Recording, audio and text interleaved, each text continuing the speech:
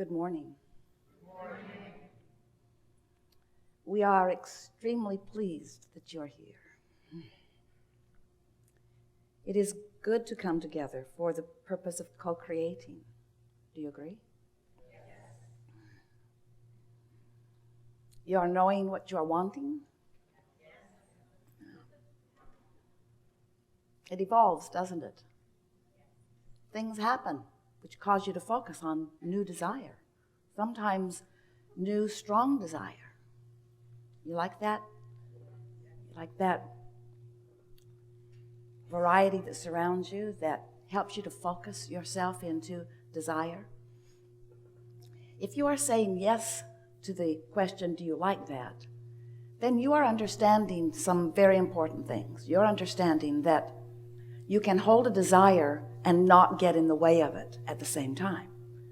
Because the desire, especially fresh, new desires that have just hatched, that hold no resistance, are life-giving, they're invigorating, sort of gives you a whole new lease on life because it's a whole new summoning of energy.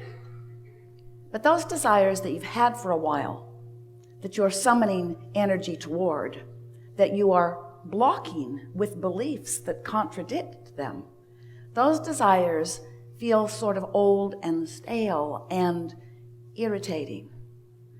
Sometimes you want things that you don't believe, and so you're just uncomfortable even in the examination or the identification or even the realization that you have a desire about something. It's no fun to want something that you don't believe. And then when someone like Abraham comes along and we say to you, you can be or do or have anything that you choose. Sometimes you think, well, that can't be true because I know that I've wanted this and it hasn't come, and I've wanted this and it hasn't come, or right now I want something that I'm not living right now. And we want to address the whole understanding of what is, your perspective of what is, in a way that you will understand it like you've never understood it before. Because in your attention to what is, in your perception of what is, in your really decision or belief, in your statement of what is, in your see it, hear it, smell it, taste it, touch it about what is, you are seeing a minuscule part of what is. All you're seeing when you look at what is, when you note your physical condition or you note your financial situation or your relationship situation or, when you look at what is and you sort of pronounce to yourself or others, this is where I'm at on that. This is how it is. We want you to understand, first of all, how incredibly temporary what is in that sense. But we also want you to begin to understand that the what is that you're calling what is the scantiest version of what is. Yes, it's focused, it's out here on the leading edge, it's what's manifested, it's what you're realizing. We get why you want to call it reality. We just want you to think of it, no matter what it is, no matter how good it is or how matter not good it is, we want you to begin regarding it as temporary. Because there is a new now, there it is again, a new now, there's a new now, this could take a while. Like eternity. A new now, there's a new now right now, and you have the ability, you haven't practiced it as humans very well, but you're getting better and better at it. You have the ability to modify your perception of now before now changes. When you're in your vehicle and you're going down the road, Esther's favorite thing in the whole world to do, and it's really nice that your windshield is out there in front so that you're looking down the road. If your windshield were in the floorboards, so you're looking down, now. First of all, don't do that.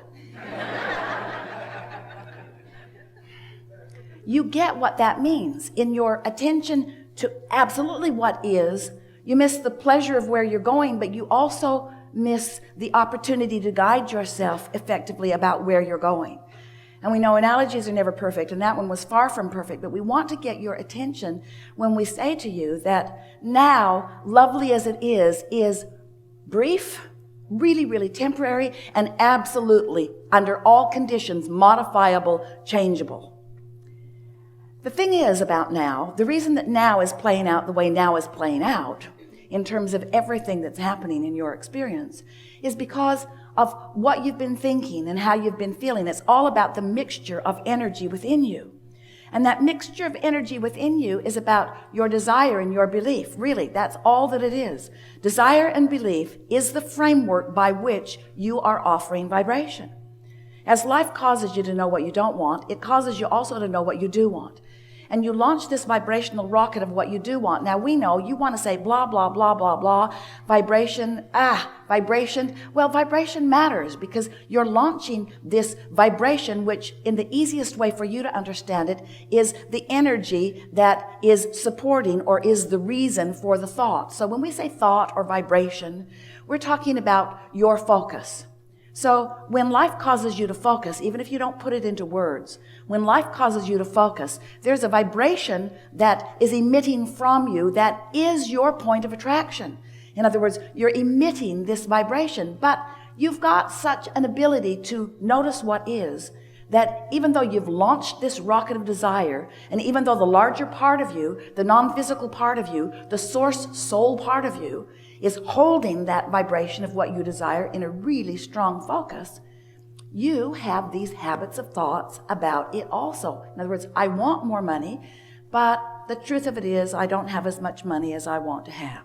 So you're offering vibrations, a lot of you, only one at a time, but in sort of rapid fire, I want it, but, I want it, but, I want it, but, I want it, but, I want it,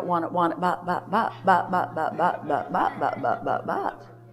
So when the I want it is the more dominant part of your vibration, things that match what you want begin to actualize in your experience. You begin to realize them more. If the but it's not working, but I don't have it, but I don't know anybody that it's working for, if those acknowledgments, and you say, but they're true, if those acknowledgments are dominant, if you're giving those more airtime, then your point of attraction is dramatically affected by that. You getting this?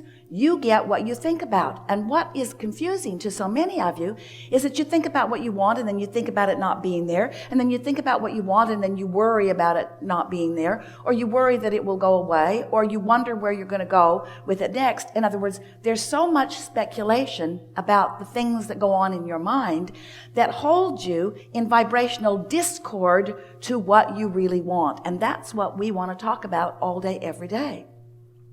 We want you to find a way of practicing your vibration, practicing your thought into alignment with what you really want. And that's why desire, what you really want, and belief matter so much. Because desire is what you really want, even though it's sort of fleeting in your vibration sometimes. And belief is the practiced vibration. That's just the vibration that you've been practicing. It doesn't mean that it's true, although often the reason that you support your beliefs is by saying that it's true. You've been trained to be objective. But if we can just convince you, and we're going to give it everything that Esther's got, if we can just convince you that it's all about vibration, it's all about thought, it's all about focus, and your now moment can be different than the now moments that you've been practicing before they were now moments. And if you can accept that this now moment, that you can think differently and therefore feel differently, and because you're thinking differently and feeling differently, your point of attraction is different, that if you can maintain that different vibration just for a little while, the momentum of the new thought will become a new belief that harmonizes with the desire. And when that happens, when what you want and what you believe about it are in the same place, then that is your point of attraction. So, and that's true. In other words, whatever you got going on thought-wise is what's manifesting in your experience. There's just no way around that. The nice thing about manifestations You know what a manifestation is. A manifestation is just your realization of something. It could be something that you can actually see or hear or smell or taste or touch. We want to say that emotions are manifestations too, because it's a realization of a vibrational state of being. So if we can get you to care for a while, won't take long before you really get the hang of this. If we can convince you to care about your emotional manifestations first, last, and only for a little while. In other words, you care about how you feel more than anything else. Then we have a chance of convincing you about focusing your thoughts in ways that beliefs will begin to harmonize with desires. And when that takes place, your point of attraction is so solid, so non-contested, so not resisted, that you stand in a point of attraction with the universe surrounding you, yielding to you constantly as it always is. But the new factor is you're letting in what's being yielded to you. When you ask, it is always given. The answers are there, the solutions are there, the path is there. It's lighted up for you all day, every day. But if you are all balled up in beliefs that prevent you from following the path or from knowing that it is, then it's temporarily on hold for you. Now, your life's never really on hold, is it? It's happening all around you. And it's happening in response to your vibrational output. So have we convinced you so far? Have you been listening to us long enough? Do you accept that you are a vibrational being living in a vibrational universe? And that law of attraction is managing the vibration, and that you have a point of attraction worth understanding and worth projecting deliberately. Well, if you've come that far, then everything is going to be easy for you. There's just one more piece that is essential that we want you to be able to emphatically say yes to. Do you care about how you feel? Because that's the piece right there. That's the piece that matters the most. Because if you care about how you feel, then you're willing, if something comes up and when you think about it, it just tears you up, don't think about it. But then you say, Abraham, you crazy ghost. I cannot think about that because it's big. It matters to me. It's big. It's big. Don't ask me to not think about something that I care so much about that is so big. And we say, we know, we get that. So find a way to think about it that doesn't hurt you. Find a way to think about it that you can live with. Find a way to think about it that feels better. Try to find relief about that now. What? Well, you can do it by getting more general. Because when you think about, oh, what am I going to do about this? How can I fix this? Oh, this is out of my control. I don't know what to do. As you flail around in those kinds of thoughts, you just hold yourself in vibrational discord to the very desire that the situation has given